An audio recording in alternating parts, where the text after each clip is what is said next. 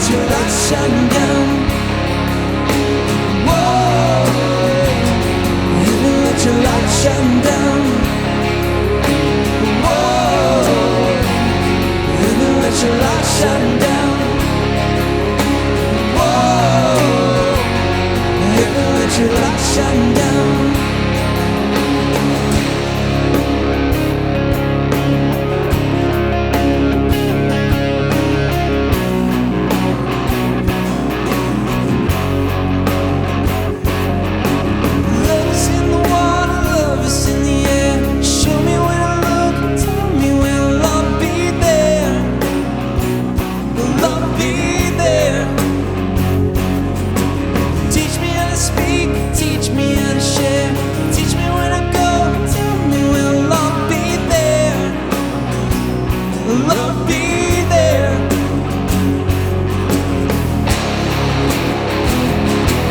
Yeah.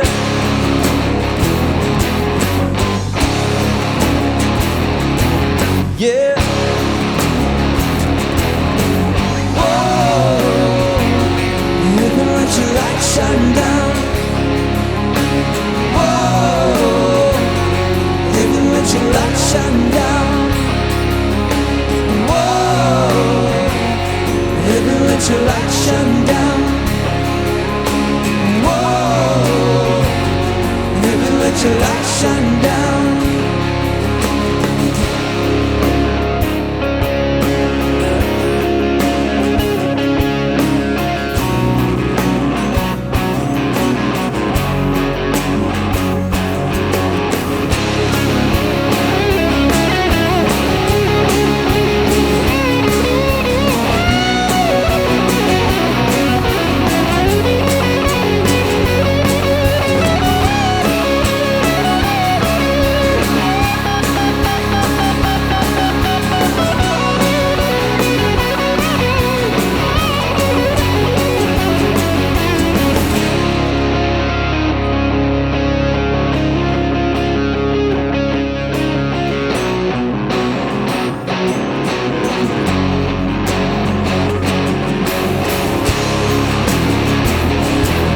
Yeah.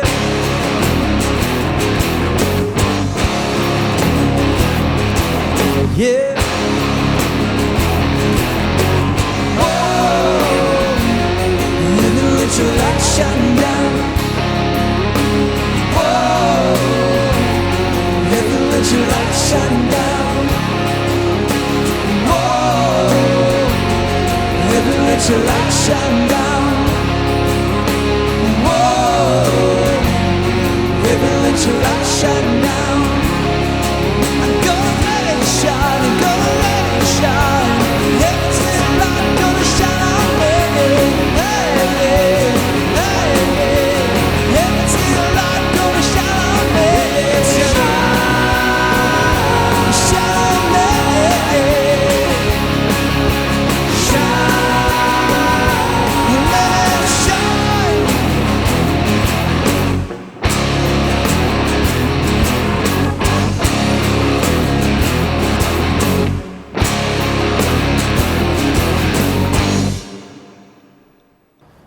Everyone has a different spark on their faith journey. At Horizon, we want to be a place where you can explore that spark, maybe even fan it into flame. So today, we're standing downtown on historic West 4th Street in Cincinnati. Just across the street from the Duke Energy Center, just around the corner from P&G, because we're going into a place called the Aruna Project, a place that I didn't even know existed a few months ago. And we're going to meet Ryan and April Berg, which are actually two people you might have seen around Horizon, two people who are exploring that spark of faith to see what it might be that God has uniquely burdened them, uniquely positioned them to do to impact lives around the world right here from Cincinnati. It's a big project that started with a small spark, so let's go inside and meet them.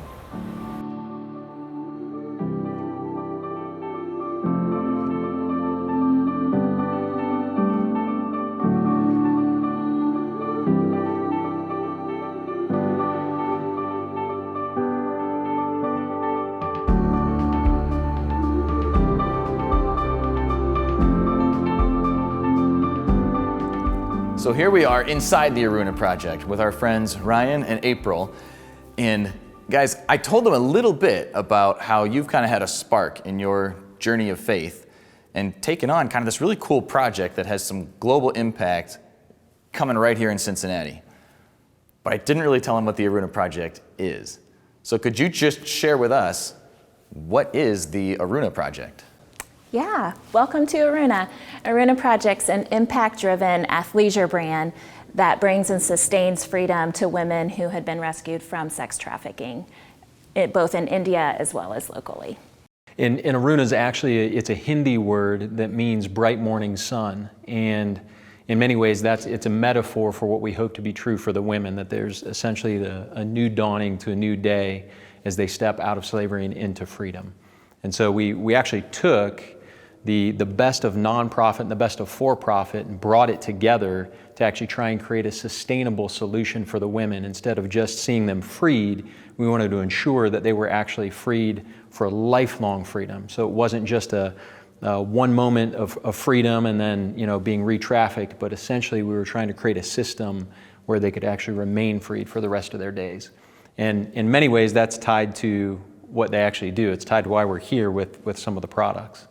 That's really interesting to me because when you and I first met and I heard a little bit about what you guys were doing, I'm like, oh, that is so cool, because I think that is often like underground, kind of in the darkness, we don't think about it, but massive issue in the world, right? And there was just something that was on my heart about that. So I jump on the website, I'm like, I want to see what they're doing. And it's all these really cool bags and hairbands and things like that. And I was like, when I picture you get someone out of human trafficking, what really helps, it's like guns blazing and break the doors down and dragging people out. And probably I watched too many movies, I don't know. but it got me asking that question, like, how does this become part of making sure that when you bring them out, they stay free? Like, can you tell us a little bit about those products and how that's a part of kind of the whole picture? Yeah, so the sustainability happens when they come out. We provide training and all of that, moving into our freedom business, transitional housing and all of that. So they're fully removed from the area they just came from. And so we created athleisure products because the market here in the US is so ripe for that and doing really well. And so we have bags, and so it all is designed and made for the US market. However, we have created our own touch points, even down to the tags. The woman who created it in freedom. So we always bring it down to even for one, because she's created and worthy for fighting for. And so a woman like Phyros, and then it has a quote of what the freedom means to her.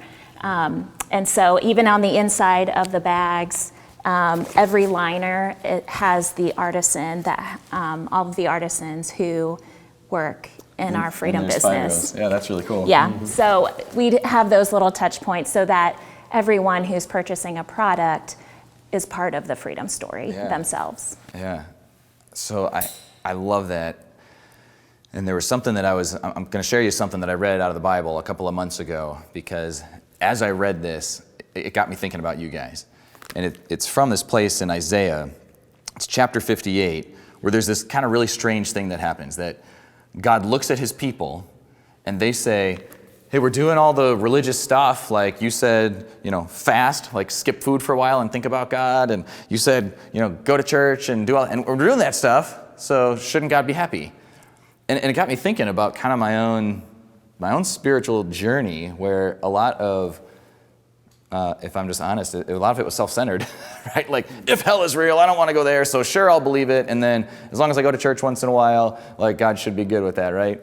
And he kind of breaks into that moment and says, hey, there's all this religious activity that you think is great and good, but then he says, isn't this what I actually want? And this is what he describes: to loose the bonds of wickedness, to undo the heavy burdens, to let the oppressed go free, and that you break every yoke. Is it not to share your bread with the hungry, and that you bring to your house the poor who are cast out? When you see the naked, that you cover him, and not hide yourself from your own flesh? And as I read that, especially that line, isn't what God really wants is to let the oppressed go free? I thought of the women that you guys are talking about in India and even here in Cincinnati, where you say, if we can develop this thing, we can actually do that. We can let the oppressed go free. So my family has bought a few of these things, so we could probably talk about product all day. But why don't we go grab a seat? Because I'd love to hear more about kind of the Aruna story, but also your stories and what it's like to try to engage with God about something really that drastic in your own lives.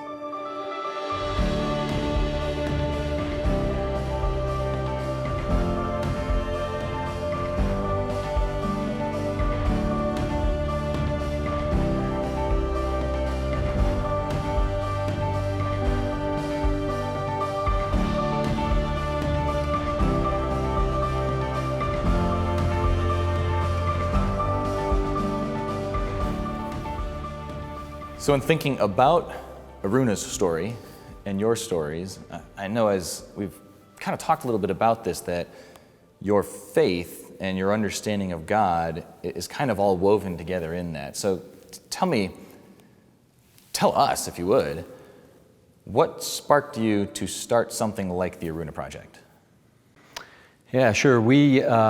So I was headed to India for work, and about 3 weeks before that trip, I saw on CNN a little ticker line that made reference to 12 minors, 12 children being rescued from a brothel.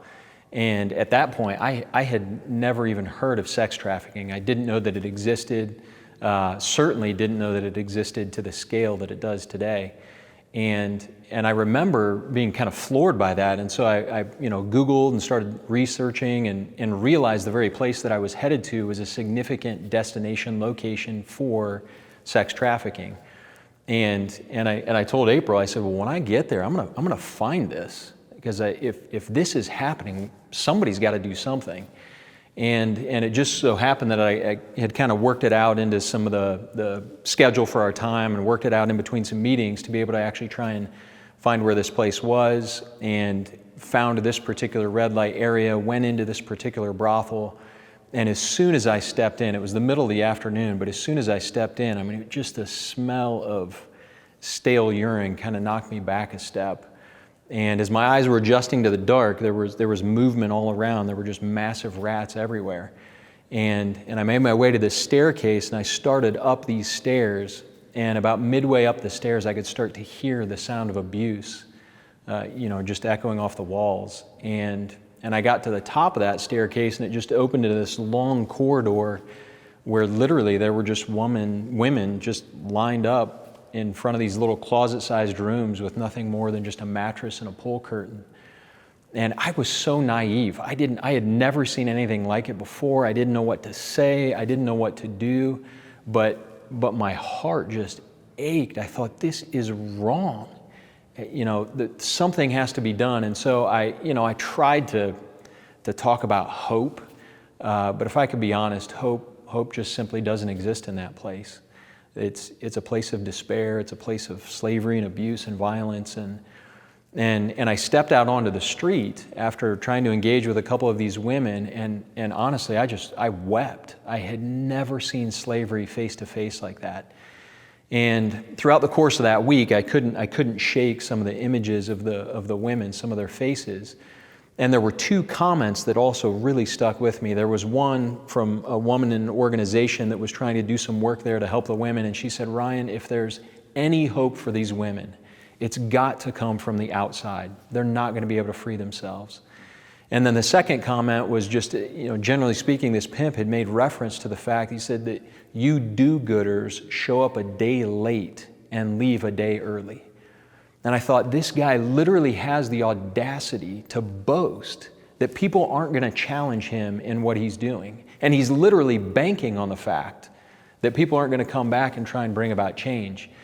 And so when I got back from that trip, April and I was pretty broken by it, and we spent a lot of time, like you referenced, just praying and saying, what do we do about this? We can't walk away from this. We've got to do something.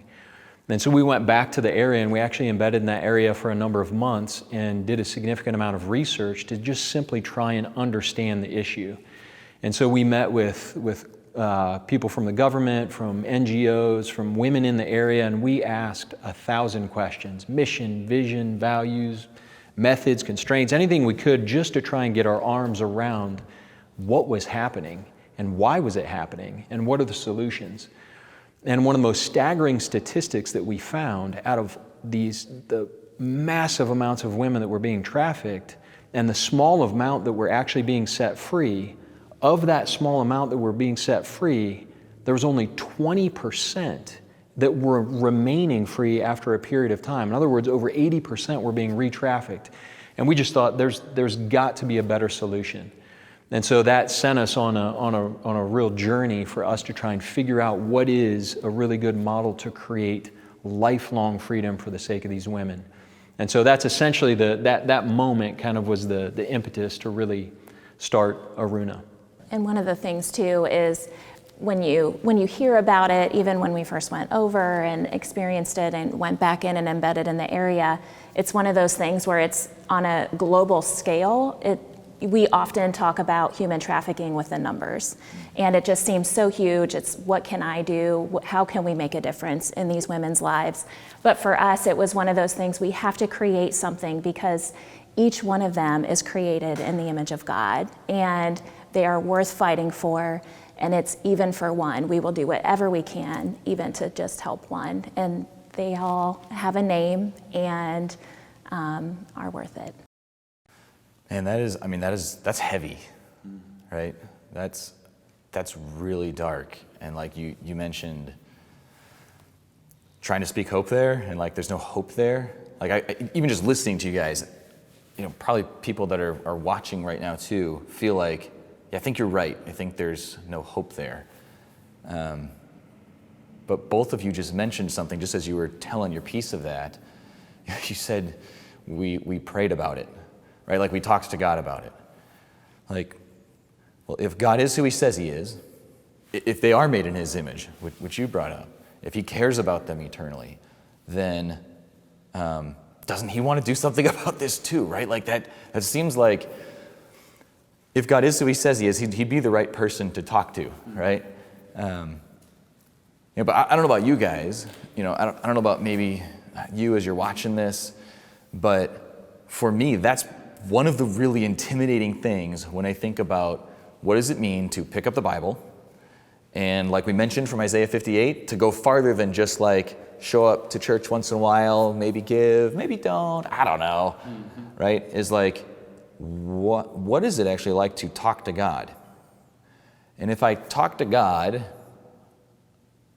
is he going to make me go into brothels in India and try to rescue people? And like, I don't know, you know what I mean?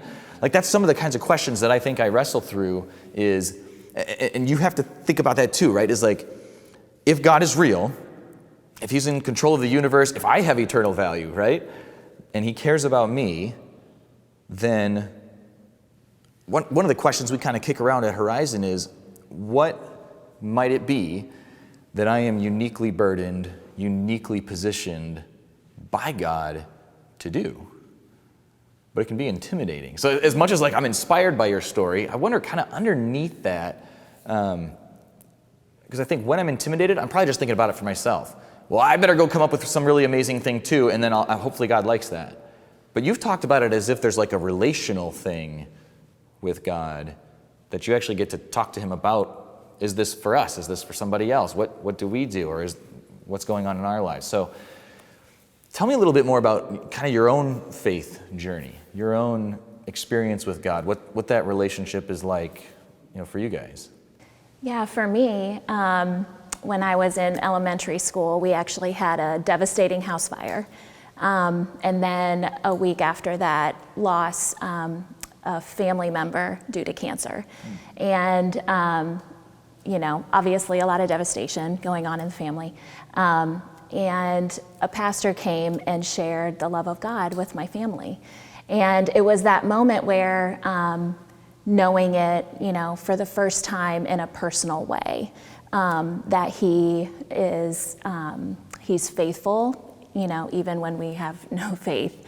And then also and then in my life, seeing that happen in a number of ways of him providing, that I could trust him. And so, speeding up the journey into the future years, it's been one of those things where I've always clung to that, where he continues to be faithful and I can trust him. and he always provides. And so even walking in and seeing other people and seeing the need and all of those types of things, it's God cares about them and he provides and he makes a way. And so I can trust him with the next thing. And so that for me is, has always been kind of since that time. Yeah, I would say for me, it was in college. I was actually playing athletics in college and had a career-ending injury. And it was interesting because up to that point, my identity was very much wrapped into athletics and performance. And right before the injury, there was a guy that came. He was on campus. He was trying to share the gospel, that Jesus died and that he rose again and that I could be forgiven. He wanted to share the gospel with people. And he knocked on my door and he said, "Hey, I heard you're a believer. You reading your Bible? You telling people about Jesus?" And I started laughing. I was like, "No." I'm like, "Who told you that?" They said, "Well, I was talking to your coach, and your coach said that he thought you must be religious because you don't do some of the things that, a typical college guy might do." And I was like, "Well, that's because I don't want it to affect the way I play. It has nothing to do with God."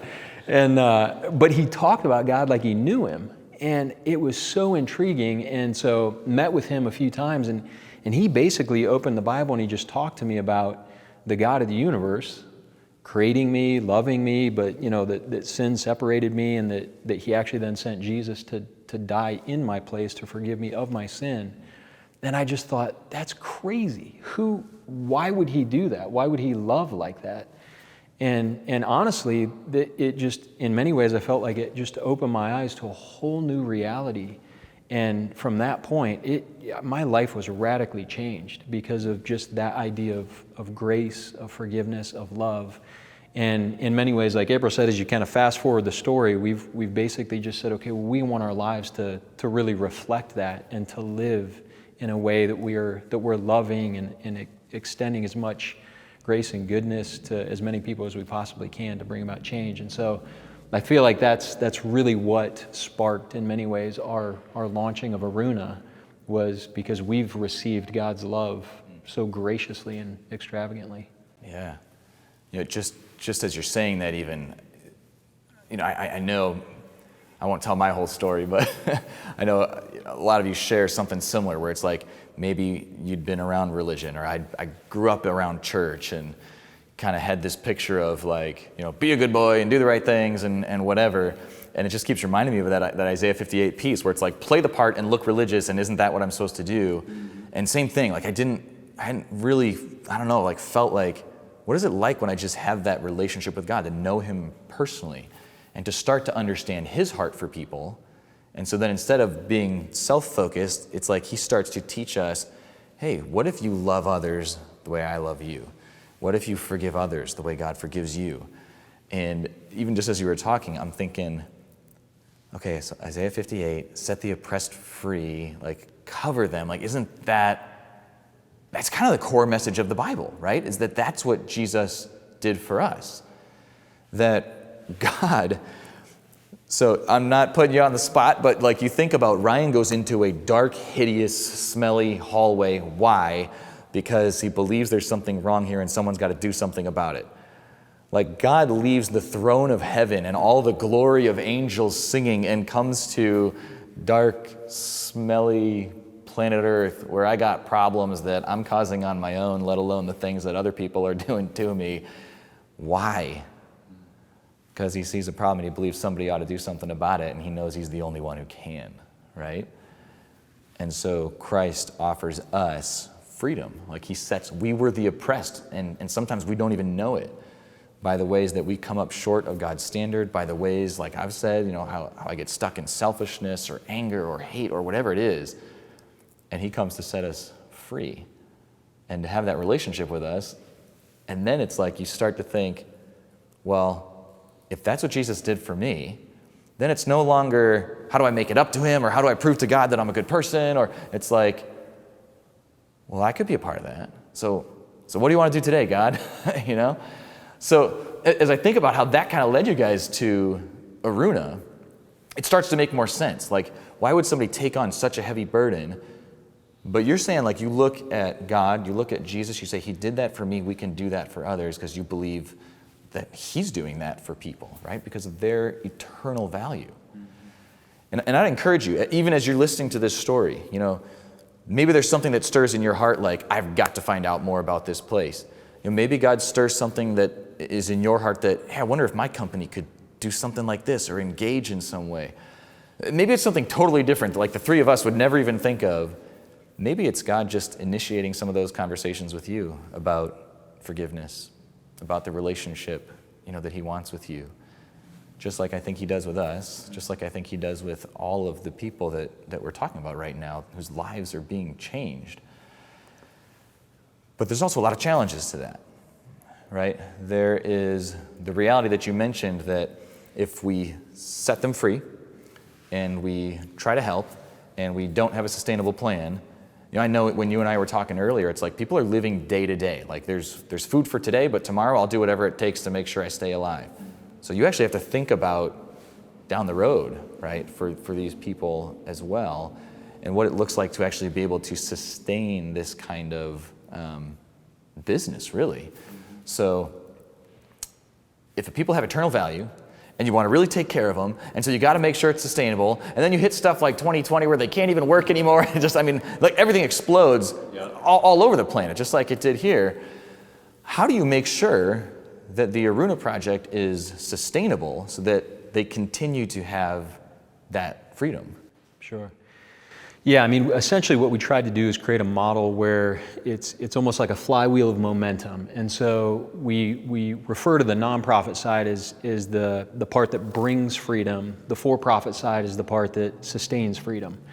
And so essentially what we did is we just a fun little story behind it is once we came back and we established this sort of model, we pitched it to some potential investors because we really wanted to try and get the business side up.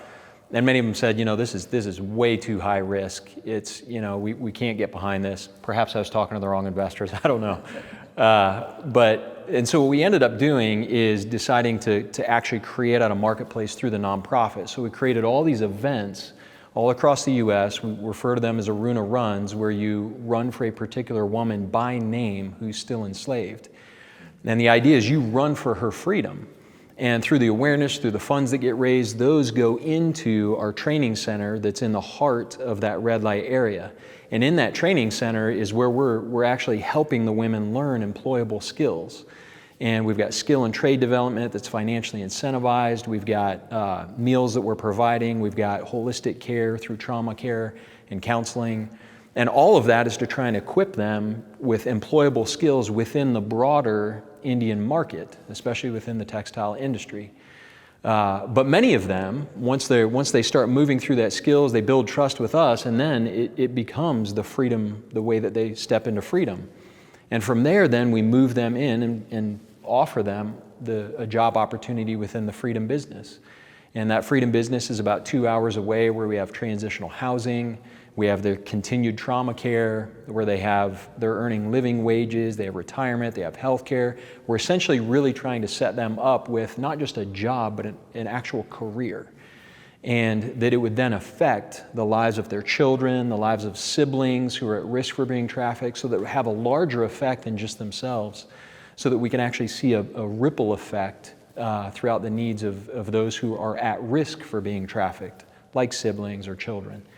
And it's through that process that as those runs grow here in the U.S., we're able to get more money into the training center, be able to train up more women, free more women, get them into the business to produce more product, increase our production capacity, and then we start to market that product out here online, but then also through all of those runs, through the market that we've created. So the really cool touch point is when you run for a woman like, let's say you run for Reshma.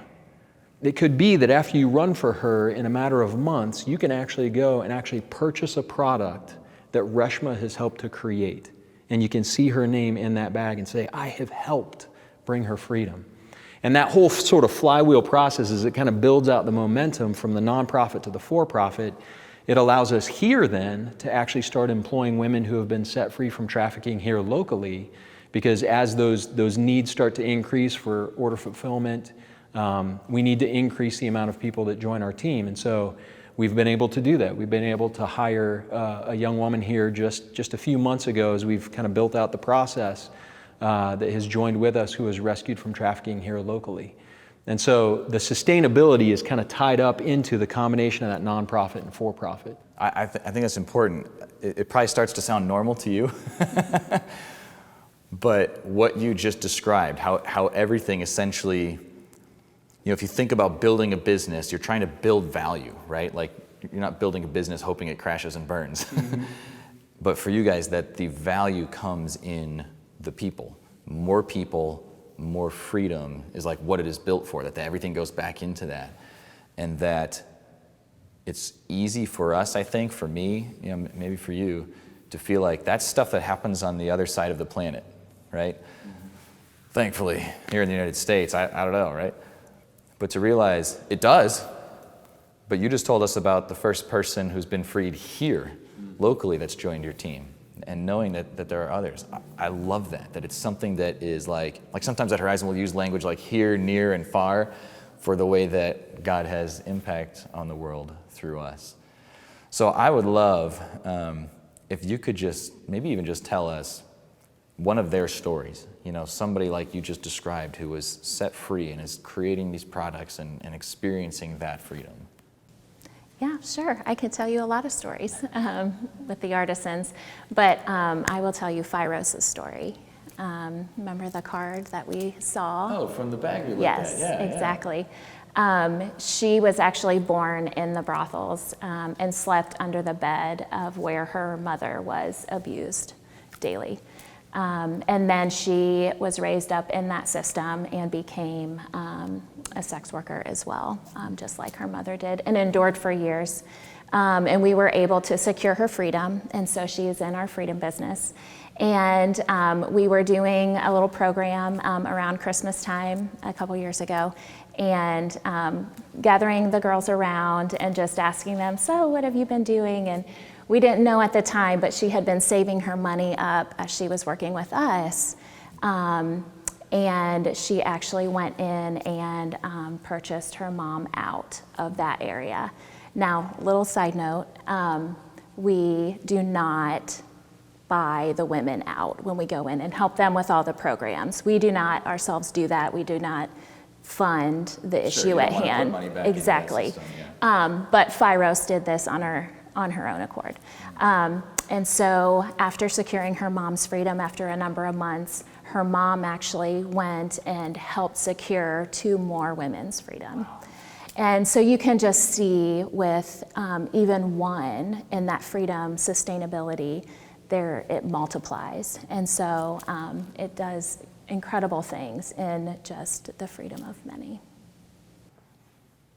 I mean, I wouldn't even have guessed that kind of thing is possible. That is incredible. Wow. I love that.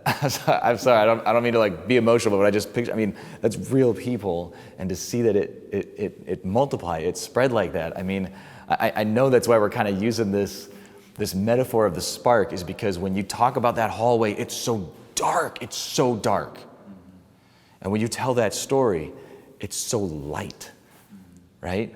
Like that hope that feels like at the front end, no, there's not.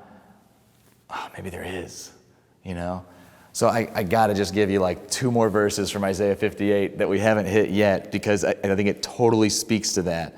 Because right after that other part we read, all that stuff about setting the oppressed free, the next 2 verses say, then your light shall break forth like the morning.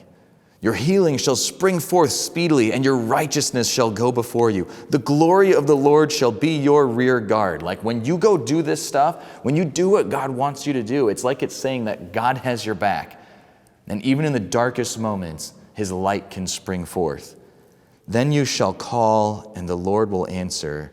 You shall cry, and he will say, here I am. When we love the way God loved, when we set the oppressed free like he did for us, he's saying our light will spring forth, like that story of Phyros that you just shared. Multiple women affected by her now because of that. And that's really where it comes back to that relationship with God. That it's not just a bunch of good works that I'm trying to do, that hopefully someday if he is real, like, I won't be in too much trouble, right? But that then in those moments we cry out and he says, here I am. So Ryan and April, thank you so much just for taking this time with us, for letting us hang out in your space, and for sharing some of those stories. Can we just pray together now and pray for Aruna Project and for what God might be doing in our own lives? God, in the name of Jesus, I just want to thank you that, Lord, I know all of our stories are different. Every one of us might have a different moment that just feels too dark to find hope. So I just ask that you would bring your light into our darkness, that maybe even today would be the first time that, some of us might understand what your love looks like for us, what your freedom could be for us. And Lord, I thank you for the way that the Aruna Project has had opportunities to spread your light, not only overseas, but even right here in Cincinnati. Lord, would you please just continue to take care of them, protect them, work through them. And Lord, if you've got something in mind for me, maybe something in mind for a man or a woman who's watching this today, would you help us just to get to know you better and begin to hear what that is? We'll thank you for all of that and praise you for all of that. In Jesus' name, amen.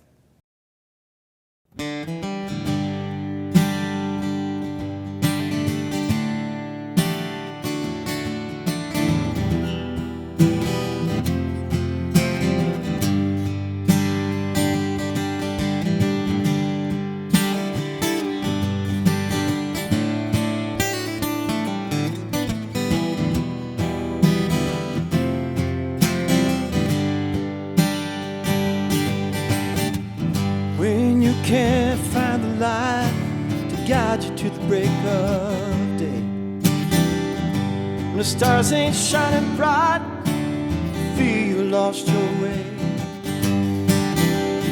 when the candlelights are home, birds so far away. Come on, let your soul shine, just like your daddy used to say. Let your soul shine, it's better than sunshine, better than moonshine, sure enough better than rain. Well, come on, don't mind, we all feel this way sometime.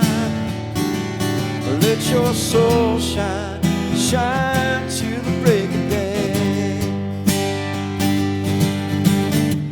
I used to think that I had it made, I could make it on my own. Life could take the strongest man, make him feel so all alone. Times I feel the cold wind blowing through my aching bones. I think back to what my daddy said, son, it's darkest before the dawn. Let your soul shine, it's better than sunshine, yeah, better than moonshine. It's just so better than rain.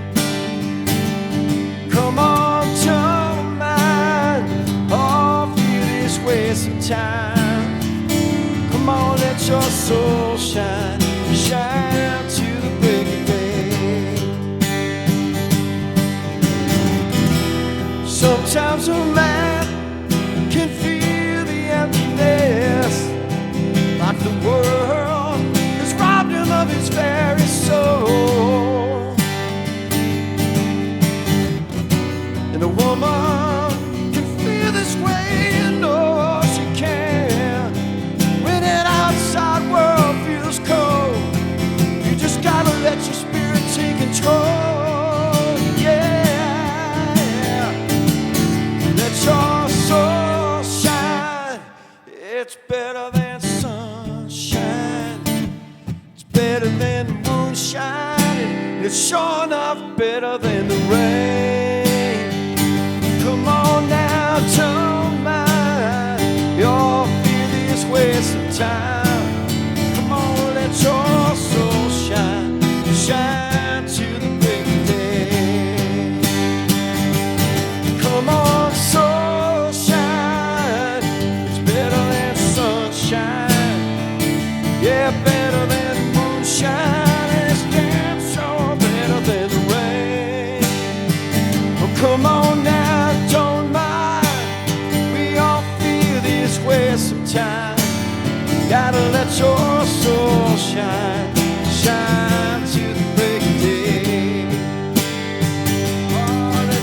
soul shine, shine to the break of day. Let your soul shine, shine, yeah, shine into the break of day. Hey, yeah. Ooh, oh, shine, shine, yeah. As you heard that last song, maybe you like that idea of finding out what would make your soul shine. What is your spark? And maybe as you listen today, you want to connect more with the Aruna Project. You can actually do that at arunaproject.com. Or if you want to talk to Ryan in April, you might actually see him around Horizon. Or maybe you just need to connect with God a little bit today. Find out what his spark might be for you. Whatever it is, we hope that we can help you explore, and we thank you for joining us today.